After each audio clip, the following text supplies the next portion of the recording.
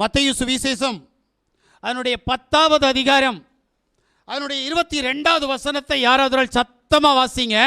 என் நாமத்து நிமித்தம் நீங்கள் எல்லாராலும் பகைக்கப்படுவீர்கள், முடிவு பரியந்தம் நிலைத்திருப்பவனே ரட்சிக்கப்படுவான். ஆமென்.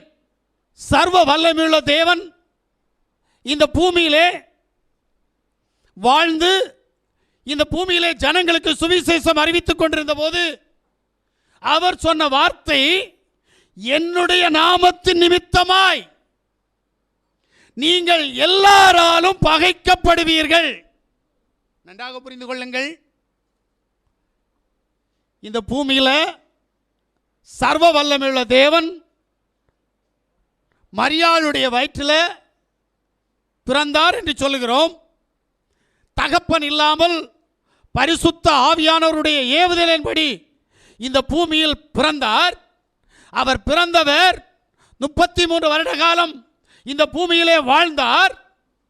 வாழ்ந்தவர் பிரசங்கித்துக் கொண்டிருக்கிற போது அவர் பிரசங்கித்த வார்த்தை என்ன தெரியுமா? நான் யார் என்று நீங்கள் அறிந்து கொள்ளுங்கள், என்னுடைய பெயர் என்னவென்று நீங்கள் அறிந்து கொள்ளுங்கள், என்னுடைய நாமத்திலே நீங்கள் எல்லாராலும் பகைக்கப்படுவீர்கள். ஆமென். அல்லேலூயா. நான் யோசித்தேன், நான் கழிந்த 10 வருடங்களுக்கு முன்பாக பல நாமங்களை தேவனுடைய நாமம் என்று சொல்லி ஆராதித்தேன். ஆனால் அந்த நாமத்திலே பகை இல்லை. ஆமென். ஆனால் இப்போது 10 வருஷமாக காபிரியல் தூதனால் உரைக்கப்பட்ட நாமத்தை நான் அறிவித்துக் கொண்டிருக்கிற போது நான் எல்லாராலும் பகைக்கப்படுகிறேன். நான் மாத்திரமல்ல, உங்களுக்கும் பகை உண்டு. அல்லேலூயா. என்ன அப்படின்னா, இந்த உலகத்திலே எபிரேயர்கள் பிறந்த மேசியாவை யாஷுவா என்று சொல்லுகிறார்கள். கிரேக்கர்கள் பிறந்த மேசியாவை ஈசோஸ் என்று சொல்லுகிறார்கள். ரோமர்கள் மேசியாவை ஈசூஸ் என்று சொல்லுகிறார்கள். ஆங்கிலேயர்கள் மேசியாவை ஜீசஸ் என்று சொல்லுகிறார்கள். ஆனால் தமிழர்கள் 1714 இருந்து இன்று வரை ஒரு நாமத்திற்குள் ஒரு பேருக்குள் இருக்கவே இல்லை. முதல் 1714 இந்தியாவில் முதல் பிரிண்ட் மிஷின் கொண்டு வந்து முதல் புத்தகத்தை அச்சிட்டார்கள். அந்த புத்தகம் தம்புரான் வணக்கம் என்று சொல்லப்பட்டது. அல்லேலூயா. அந்த வேதத்தில் எழுதப்பட்ட கடவுளுக்கு பெயர் தம்புரான். அதற்கு பின்பு தம்புரானை மறந்து சர்வேஸ்வரன் என்ற பெயரை கொண்டு வந்தார்கள்.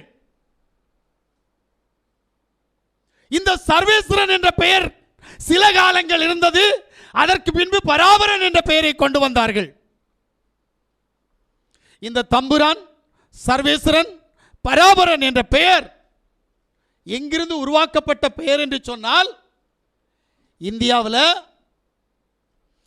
பரிசுத்த வேதாகமத்திற்கு விரோதமானவர்கள் உருவாக்கப்பட்டவர்கள் பெயர். ஏனென்றால் முதல் வேதத்தை மொழிபெயர்த்த போது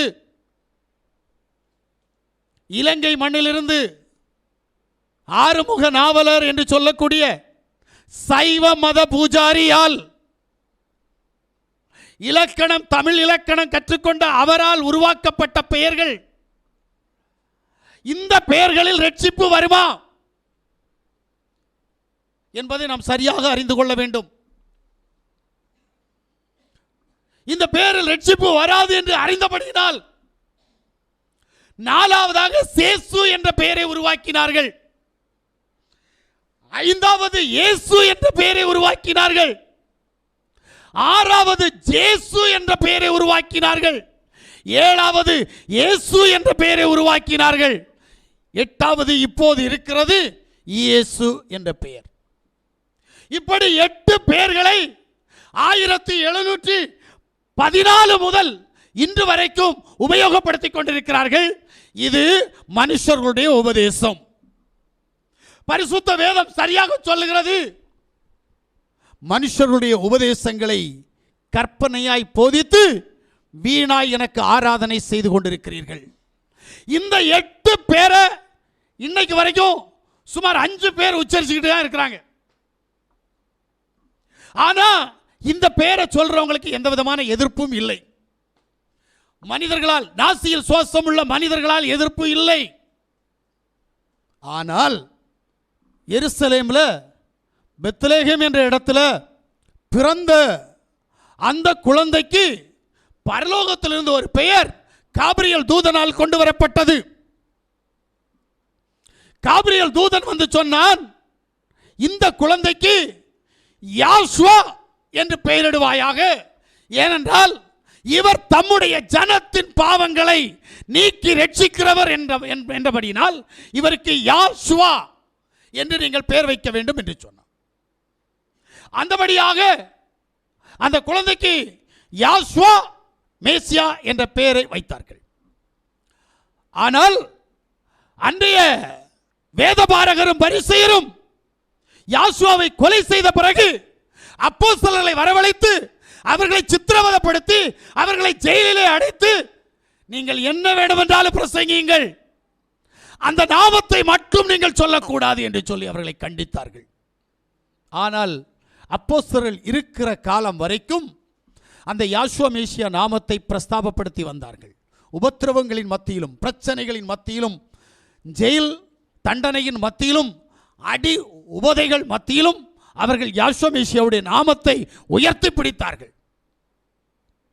அப்போஸ்தலர்களுக்கு பின் அந்த நாமம் மறைக்கப்பட்டது. அந்த நாமத்தை மறைத்து இப்பிரபஞ்சத்தின் அதிபதியானவன் வேறு பெயர்களை ஜனங்களுக்கு கொடுக்க ஆரம்பித்தான். பிறக்காத, இந்த பூமியில் வளராத, இந்த பூமியில் உபத்திரவப்படாத, உங்களுக்காக எனக்காக அடிக்கப்படாத, உங்களுக்காக எனக்காக இரத்தம் சிந்தாத ஒரு நாமத்தை பிசாசானவன் தன்னுடைய ஜனங்களுக்கு கொடுத்தான். அந்த நாமமே மெய்யான நாமம் என்று ஜனங்கள் விசுவாசிக்க ஆரம்பித்தார்கள். அந்த நாமம்தான் தம்புரான், சர்வேஸ்வரன், பராபரன், சேசு, ஜேசு, இயேசு, ஜேசு, இப்ப இயேசு.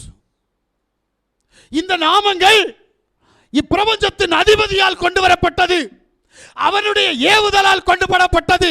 ஏன்?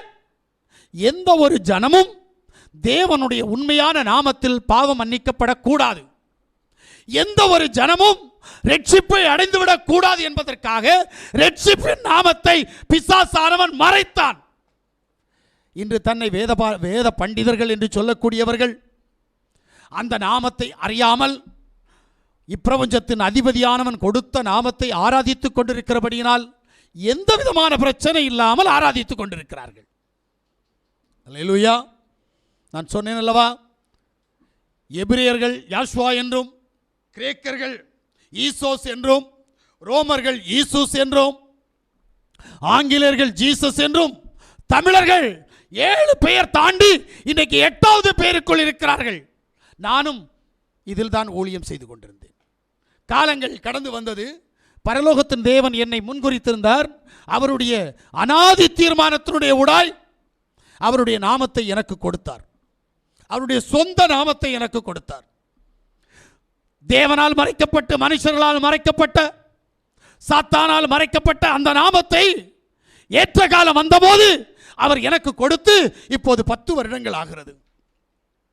ஆனால் அதற்கு முன்பாக நான் ஊழியம் செய்த போது அவருடைய நாமம் என்று சொல்லி இயேசு என்று சொல்லிக் கொண்டிருந்தேன். அந்த நாமத்திலே எனக்கு உபத்திரவம் இல்லை, அந்த நாமத்திலே எனக்கு பிரச்சனை இல்லை. அது கிறிஸ்தவர்களாக இருந்தாலும் சரி, புறஜாதிகளாக இருந்தாலும் சரி, எந்த விதமான உபத்திரவத்தையும் நான் அனுபவித்தது இல்லை. ஆனால் என்றைக்கு இப்பிரபஞ்சத்தின் அதிபதியினுடைய ஆலோசனையை தள்ளிவிட்டு அவன் கொடுத்த நாமங்களை மறந்துவிட்டு பரலோகத்தின் தேவன் காபிரியல் தூதனால் பூமிக்கு கொண்டு வரப்பட்ட நாமத்தை எப்போது சொல்ல ஆரம்பித்து ஒரு கூட்ட ஜனத்திற்கு அவருடைய நாமத்தை பிரசங்கிக்க ஆரம்பித்தேனோ அதிலிருந்து எனக்கு விரோதிகள் அநேகர். என்னுடைய நண்பர்களே என்னை விரோதிக்க ஆரம்பித்தார்கள். என்னுடைய சொந்தக்காரர்கள் என்னை விரோதிக்க ஆரம்பித்தார்கள். சரியாக புரிந்து கொள்ளுங்கள். ஏனென்றால் வேதம் சொல்லுகிறது, ஏசாயாவினுடைய புஸ்தகம் 66வது அதிகாரம் அதனுடைய 5வது வசனத்தை வாசிப்போமேயானால், யாவுடைய வசனத்துக்கு நடுங்கிறவர்களே அவருடைய வார்த்தையை கேளுங்கள், அவருடைய வார்த்தையை கேளுங்கள். என் நாமத்து நிமித்தம் உங்களை பகைத்து, என்னுடைய நாமத்து நிமித்தம் உங்களை பகைத்து, உங்களை அப்புறப்படுத்துகிற உங்கள் சகோதரர், உங்களை அப்புறப்படுத்துகிற உங்கள் சகோதரர் யா மகிமைப்படுவாராக என்கிறார்களே, ஆமென். அவர் உங்களுக்கு சந்தோஷம் உண்டாகும்படி காணப்படுவார், ஆமென். அவர்களோ வெட்கப்படுவார்கள். நல்லா புரிஞ்சுக்கிடுங்க. உங்களை வெறுக்கிறது யாரு அப்படின்னா உங்க சகோதரங்க தான் உங்களை வெறுக்க போறாங்க. நீங்களை யாரு சகோதரன் என்று சொல்லி உரிமை பாராட்டுகிறீர்களோ அவர்கள் இந்த நாமத்திற்கு விரோதமாக உங்களிடத்தில் பேசுவார்கள்.